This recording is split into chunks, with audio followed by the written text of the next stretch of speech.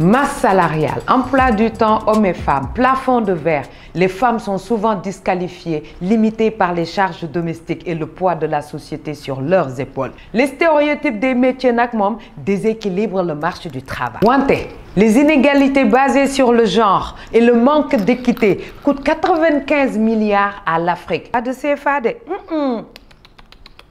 95 milliards de dollars par an, soit 6% du PIB continental. C'est pas moi qui le dis de c'est McKinsey, c'est UNIFEM. Wow. Et pourtant, les études démontrent qu'en règle générale, les femmes réinvestissent jusqu'à 90% de leurs revenus dans la santé, l'éducation, l'alimentation de leur famille ou communauté, contrairement à seulement 40% pour les hommes. Wow. Mais qu'est-ce que vous faites des 60% restants? Moi, je demande seulement, hein? Je demande seulement. Et pourtant, on investit plus dans les entreprises tenues par les hommes. Et pourtant, on demande à la femme d'être productive à son travail, mais aussi à son deuxième travail, la maison. Et pourtant, les femmes sont la colonne vertébrale de l'économie africaine. Un entrepreneur sur 4 dans le monde est une femme africaine. Allez, yen, mesdames. Selon UNIFEM, les femmes et les filles sont désavantagées par les systèmes. Les jeunes femmes âgées de 15 à 29 ans ont 3 fois plus de chances d'être exclues de la population active et du système scolaire que les jeunes hommes. Mais d'un autre côté, ils supportent 3 fois plus le travail domestique gratuitement. Ce sont les femmes qui travaillent du matin au soir de façon acharnée à la maison sans aucune rémunération à la fin du mois. Et ça, dans tous les pays du monde. Bénévolat par tacite consentement sociétal ngay am fofu.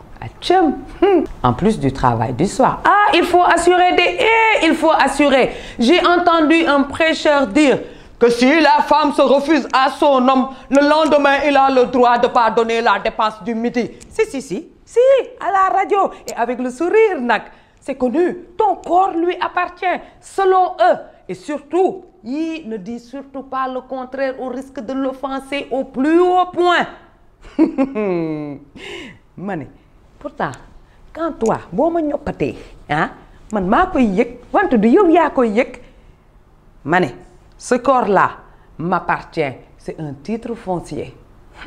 Les violences basées sur le genre, ce n'est pas seulement donner un coup de poing, défigurer ou humilier une femme. Il y a les violences visibles et les violences invisibles. Empêcher une femme d'être autonome financièrement en lui mettant tellement de pression sur son temps nécessaire de productivité au travail, juste parce que la cuisine l'attend à la maison, c'est violent. J'avais une employée dont le mari a voulu réaménager son planning de travail dans mon entreprise pour ses propres besoins à lui. Je lui dis, monsieur, gardez votre femme à la maison. S'il vous plaît, gardez votre femme à la maison parce que ici, c'est moi qui décide. Et puis l'autre, il me dit, oh, mais c'est que c'est un jeune couple. Et je lui réponds, bah, bonne lune de miel. D'ailleurs, en parlant de miel, ma grand-mère me disait, le mariage, c'est comme un tonneau rempli. La surface est remplie de miel. Mais quand le miel est fini, tout le reste là, c'est de la merde.